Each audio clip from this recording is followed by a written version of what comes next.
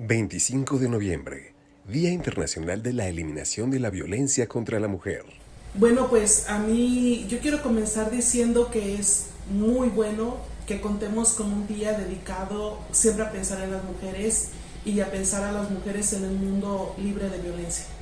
Esto me parece a mí que ha sido una medida muy positiva y muy importante. Pero que no nos conformemos con que sea un día, que un día sea el pretexto para recordar todo el año que las mujeres existimos como personas en igualdad, con toda la dignidad y, por ejemplo, que nos acompañan todos los derechos posibles. Yo creo que a estas alturas tenemos grandes logros, medidas que se han tomado, algunas radicales, que por supuesto nos han enseñado a dedicar este día, medidas transversales en las instituciones, medidas de corte laboral, pero que estamos lejos de lograr el objetivo que sería una reivindicación total e integral de la dignidad de las mujeres.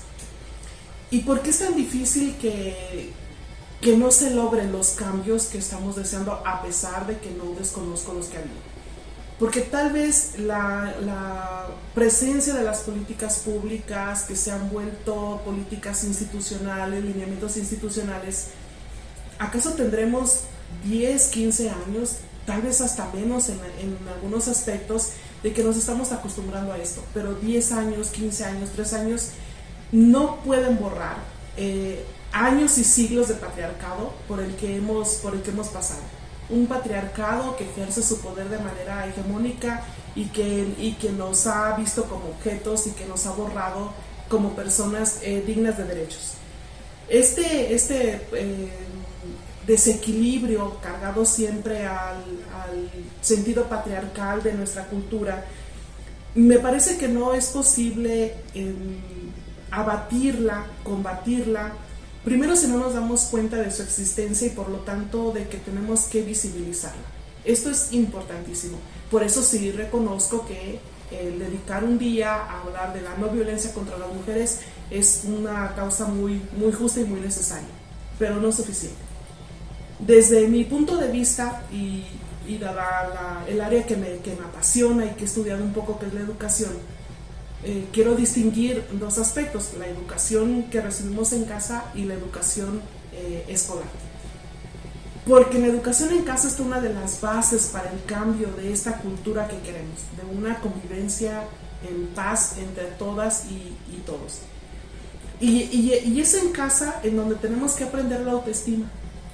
La autoestima no solo como la valoración, el aprecio y el amor a mí misma, sino para reconocernos desde ese momento como personas valiosas, y como personas valiosas, digna de que se guarde mi dignidad, digna de que se respeten mis derechos, digna de tener una vida equilibrada y en paz. Esto es importantísimo, porque si las mujeres no reconocemos lo valiosa que somos, entonces muy fácilmente podemos ceder a autoconseguirnos y aceptar a ser tratadas como objetos, con todas las violencias, así sea la más simbólica hasta la más manifiesta y grave.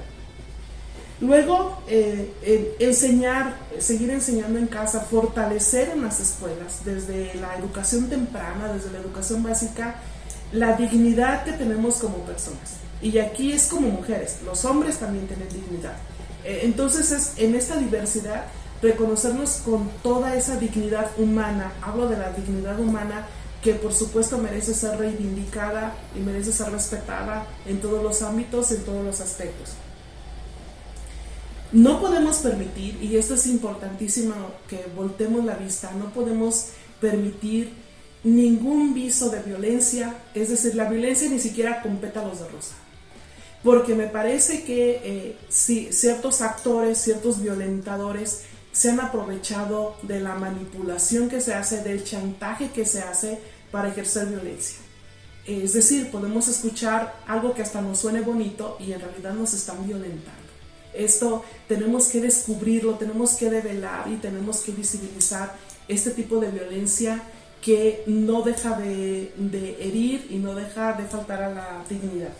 Entonces, son estas maneras sutiles, decía yo, manipuladoras de violencia, que pueden venir, por ejemplo, de del padre que utiliza a los hijos para chantajear a la esposa y puede decir, no, sí, yo sé que estás trabajando, pero tus hijos te están esperando porque prometiste que los vamos a llevar al cine y no has llegado. Mira qué hora son y no has llegado. Ejemplos como este pueden existir muchísimos. Otros son los piropos, que unos son unos piropos, digamos, que pueden ser no ofensivos, pero la mayoría de ellos son ofensivos, volviendo objeto a las mujeres, a las niñas, a quienes se les dirige. Y bueno, aquí, siguiendo esta línea de que a veces pensamos que no es violento, no podemos permitir, insisto, ni la primera. La primera hay que denunciar, a la primera hay que estar alertas, porque desafortunadamente puede llegar a una violencia más grave, inclusive puede llegar al homicidio, puede llegar a un femicidio. Estas son las formas más visibles, pero no podemos permitir una violencia psicológica, una violencia verbal, una violencia física. No podemos permitirla, veniendo del sentido que sea del sentido vertical, el sentido horizontal, porque también entre iguales nos ofendemos. Ningún tipo de violencia puede ser permitida a estas alturas y como hemos avanzado en esta sensibilización. Todo esto quiero referir que debe surgir y debe ser fomentado en las casas, en las familias. Hombres, mujeres, niños, jóvenes tenemos que participar para ello. En la educación, estamos en la educación escolarizada. Mucho hemos aprendido también en estos años y me alegro de que así haya sido una visibilización de la violencia escolar, de la violencia estudiantil, del mobbing que también suele acosarnos a las académicas en la educación.